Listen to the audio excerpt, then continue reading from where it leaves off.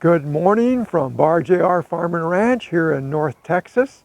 Today we're going to be talking about our cool weather crops, actually the harvesting of your last of your vegetables for the winter time here in North Texas.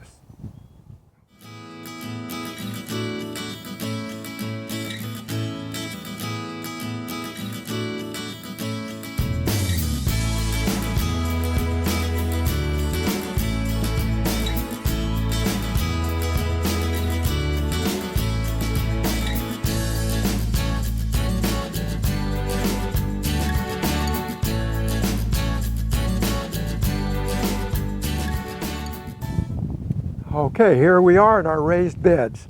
As I said, we are in the mid-winter time here in North Texas. As you see, our raised bed, but we've got a trellis up. This was our tomato bed to begin with. We rotate our crops both seasonally and annually. So tomatoes won't be in here next year. They'll be in another bed. We'll try to rotate tomatoes every 3 years. So we went from a vine producing crop to our root crops. These are carrots and beets. So we're gonna have a good time. This is the last of the harvest. We planted these two, the beets and the carrots, these two crops. We planted them in mid to late August. We started harvesting in November.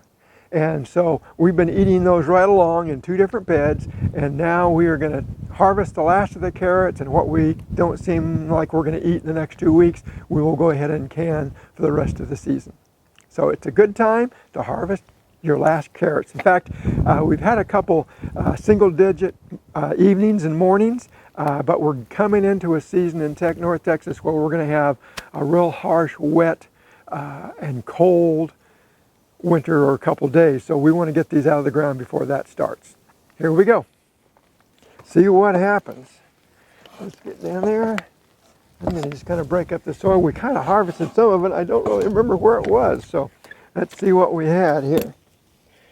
There, we took some of the tops off, and then we went ahead and mulched on top of them to protect them from the what cold weather we did have. And I'm going to have to really dig down in here because I've got all kind of carrots coming up. We'll get those in the basket here to get them started and get them washed. And I'm going to have to dig some more. We had to keep it pretty wet this summer because it got real dry around here, and it still is. So, I don't want to hit that carrot. Looks like another goodie. But this is the last of them. And some of these we'll just saute up for a quick side dish. Okay, here we are at the beet bed. Now I want you to look at some of the soil here. I just started digging it up at this end. We've already picked from this end, but you can see how nice and soft that soil is. We have real hard clay here in North Texas, our part. So we really have to amend and raise our beds. It's just the best. So let's just see what's here, just real quick. Really stop. The cold starts bringing the sweetness into beets and carrots. So we want to leave them in the ground as long as we can. All right, so we've picked up at that end. We're picking them pretty much, that's where we started picking earlier this year. And so now I want to get back under this mulch. And remember, the best way is to take the top as you get down into the single digits and teens, you start getting too cold, take those tops off and then cover it with mulch. That allows the beet and the carrots to start collecting their sweetness, develop their sweetness, and yet that top doesn't let them soften up. So just Miss Judy planted a heck of a lot of varieties down here. We've got colors and variety of sizes of beets, so those will be good. Let's just see what I've got down here. Some more. I can feel them under there. Get this back. Oh, there's some tops. Let's just see what these tops lead to. That's a nice little beet. Remember, this is the end of our season. I can feel it down there. Nope. That's one of those clay balls that get into our area. Oh, here's some tops. Some tops over here. More beets. Oh, there's a nice one right there. More beets. There's a beet back underneath there. all this winter cool weather crops. You can leave in the ground, take the tops off, not like we did here. So you can eat fresh vegetables all winter almost. Here we are in almost February 1 tomorrow. So we'll still be eating fresh vegetables by the into the first week of February. And then we'll go to our canned stuff. We're gonna be eating beets, Judy. Gonna be eating beets and carrots fresh. Pickled beets. Pickled beets and that's right, sauteed beets, roasted beets. This guy just does not want to come out. There you go. That's a good beet. So, and I said she planted quite a variety. Look at there, 2 different varieties right there. So I decided she doesn't thin, we don't thin our carrots or our beets because we do a lot of stovetop, you know, a little, what'd you say, olive oil or a little sea salt, little, not caramel, but Maple syrup. maple syrup. Roast them in the oven. Yep, roast them up in the oven, and man, are they good. All right, another winter job is to get your asparagus bed ready and prepped.